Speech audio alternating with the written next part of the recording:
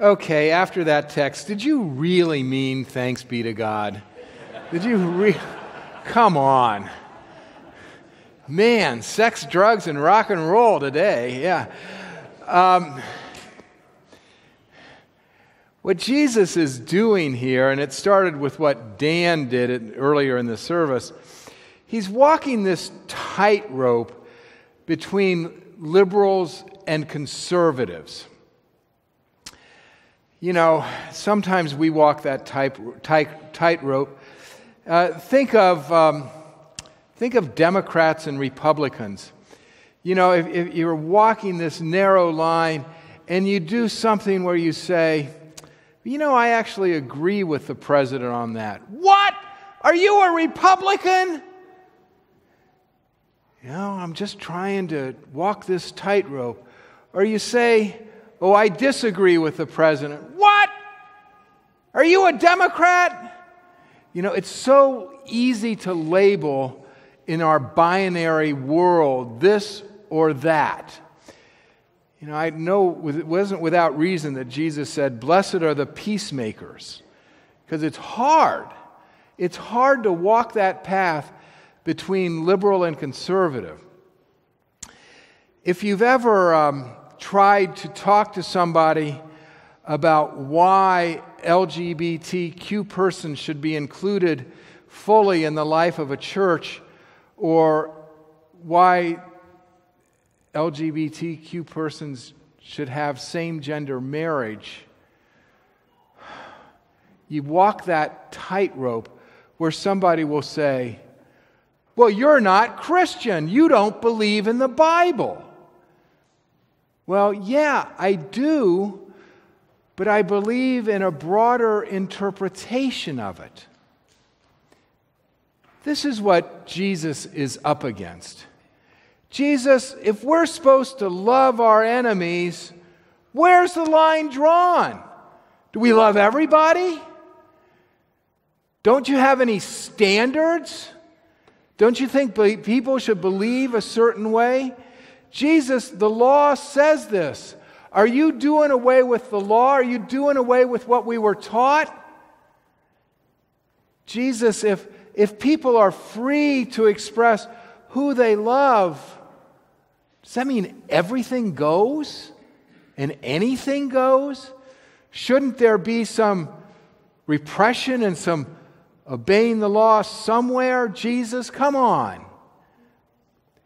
It's been my experience with this debate between progressives and evangelicals and liberals and conservatives that both sides can be pretty judgmental, pretty harsh, pretty self-righteous, pretty arrogant, and pretty rude in looking down on others and making others feel like they're outsiders. So Jesus is walking this tightrope between liberals and conservatives in Judaism. Jesus, you said this, you're not a good Jew. So everything that is said in this passage, Jesus is saying, the law says, Moses said, and he's grounding himself in tradition. But then he says, but that doesn't cover the full range of human experience and feeling and emotion. There's more going on in a human life than just the law. And in light of that, Jesus says, I'm going to give you another way. I'd call it the Jesus way or the kingdom way. And Jesus, in this passage, talks about four things: anger, lust, divorce, and oath-keeping. Now you say, what does that have to do with me? Well, aren't those four topics basically the headline of the paper every day? Isn't this what we hear about every time we turn on cable news? Isn't this what we hear about every time we go online on our computer? Anger. Don't we hear about how angry our country is? Lust. Don't we hear constantly about sexual harassment and sexual abuse? Divorce. And I'll explain this later. Don't we hear constantly about mistreatment of women? Me too? And keeping oaths? Aren't we hearing all the time about lying and fake news? This scripture passage is ripped from the headlines, as Law and Order would say. So, I'm going to go through these 4 points that Jesus does. You have heard it said, you shall not commit murder. That's foundational to almost any religion in the world. You shall not murder. Jesus accepts that as a foundation. But he goes on to say, you know, religion is about the interior life, and he pushes it further. And he says those who have anger in their heart have committed murder in their heart. That anger is destructive, not only of the person with whom we're angry, but it's destructive of me. And it blocks my discipleship. Before Christmas, Linda Middleberg and I were walking south on Neal Avenue at 6:30 in the morning. It was dark. And Linda and I, as old people, walk looking down at the ground because of the cracks and the unevenness of the sidewalk along Neal. And it's easy to trip and stumble, which we do. And Linda and I were engaged really in this intense conversation. And so we were walking in the dark, looking down, not paying any attention to anything around us.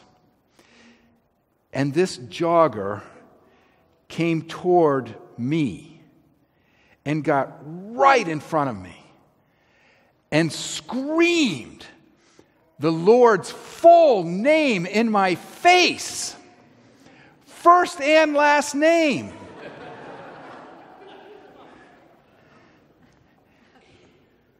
And I, who am given to being a smart aleck, turned as she went by and said, "Please don't confuse me with the Lord."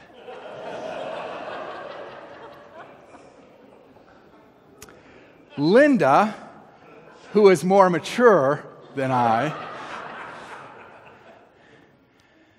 said, "Wow, that's a lot of anger for 6:30 in the morning."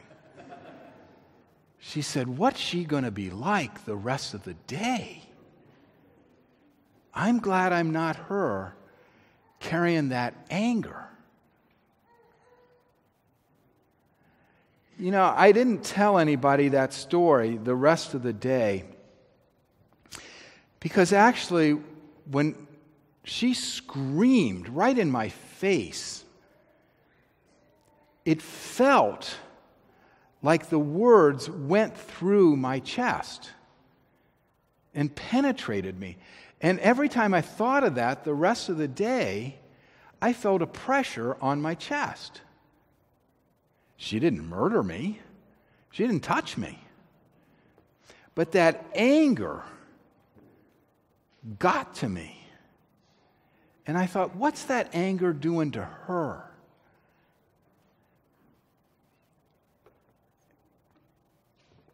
We've had experiences, I'm sure, of people we don't like. We might even hate them. And we project, if we know we're going to see them, we project what they're going to say, what they're going to do. And we have in our head this whole argument because we know they're going to do this and we know that we're going to respond and we know that they're going to say this and we have this relationship in our head with the person with whom we're angry. And it eats us up, and it preoccupies our time, and it matters, it determines how we treat other people and how we treat that person.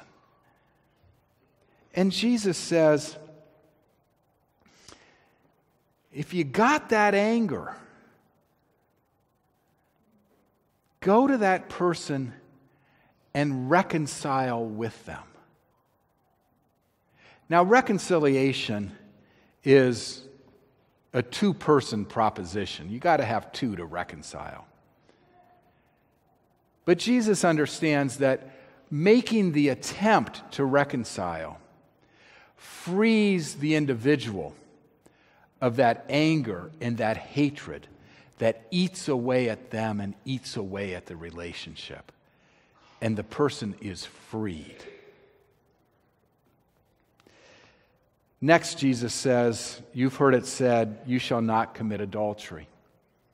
Well, that's foundational to almost every religion in the world. I'm not aware of a religion that doesn't say that. But Jesus pushes it further and says, I say to you, if you have lust, you've committed adultery. Lust. Reducing a person to a body part. Wanting to consume that person. Wanting to possess that person and control that person. To have power over that person. Lust is creating a fantasy relationship in my head, just like that fantasy relationship of hatred. But this is lust.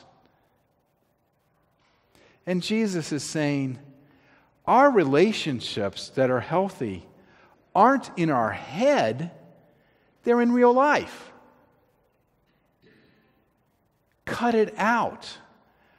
Do away with that which causes you to create this fantasy relationship and objectify people.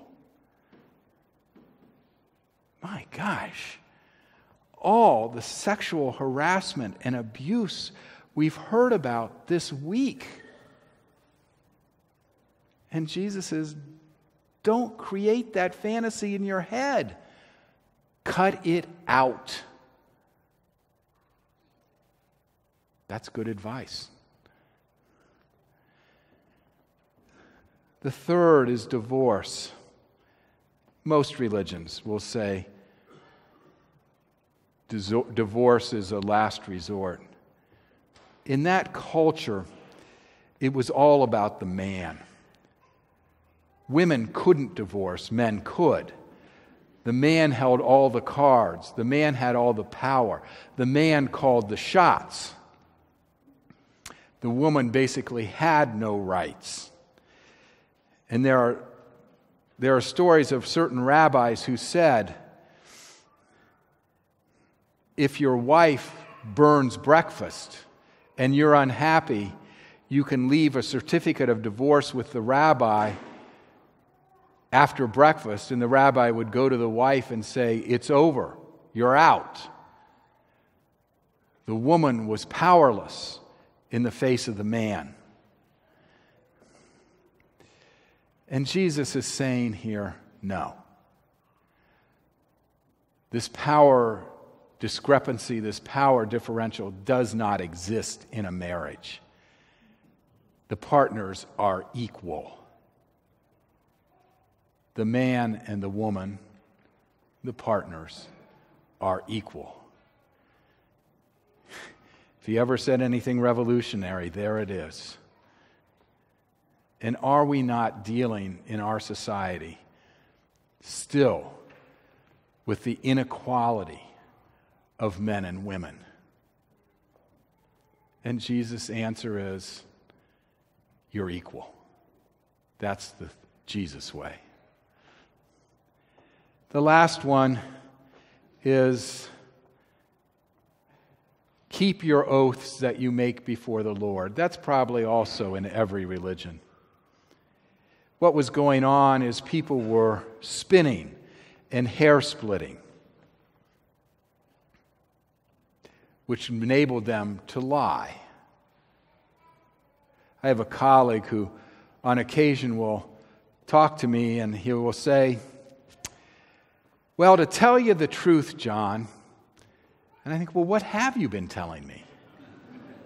"To be honest, John." "Well, haven't you been?" And it's interesting in the news where we talk about all these oaths, and perjury, and, well, they lied, but it wasn't under oath. So is that okay? Jesus says, no. Let your yes be yes and your no be no. Don't spin it. Don't talk about whether, the meaning of is. And don't nuance things so people will think you're saying what they want you to say, but you're really not. And if they come back, you say, "Oh, no, I didn't really mean that. I didn't really say that. You didn't listen closely enough." Jesus is just saying, let your yes be yes and your no be no. When I think about what Jesus is actually saying here, he's really talking about how we don't treat human beings as human beings. When we have that hatred, when we have that lust, when we have that inequality of relationship, when we lie, we've dehumanized the other person. We've treated them with disdain. We have treated them as an object to be manipulated and worked around. We've reduced them, in many cases, to a body part or a body function, taking away their humanity. When Jesus talks about hate, he says, I tell you, if you call your neighbor fool, well, the word Jesus uses is chaka. It's a guttural word that it's like you're spitting or hacking it out. I'd like to do it to Chris now. No. Okay. But, it's intentional that he uses that word, chaka. You're treating that other person as something to be spit upon. And Jesus says, no. They're not an object to be spit upon. They're a human being. Don't take away their humanity. Acknowledge their humanity and treat them as human beings. Last week, Jesus talked about us being salt and light and how to be disciples in the world. Well, this is the next step. How to be disciples in the world is to acknowledge the humanity of our neighbor, to acknowledge the humanity of those we call our enemies, to acknowledge the humanity of those we dislike. One of the things that I've observed is when I treat people as objects, I've become an object, and I'm denying my own humanity. Jesus is just simply saying here, if you want to be human, treat your neighbor as human. May it be so. Amen.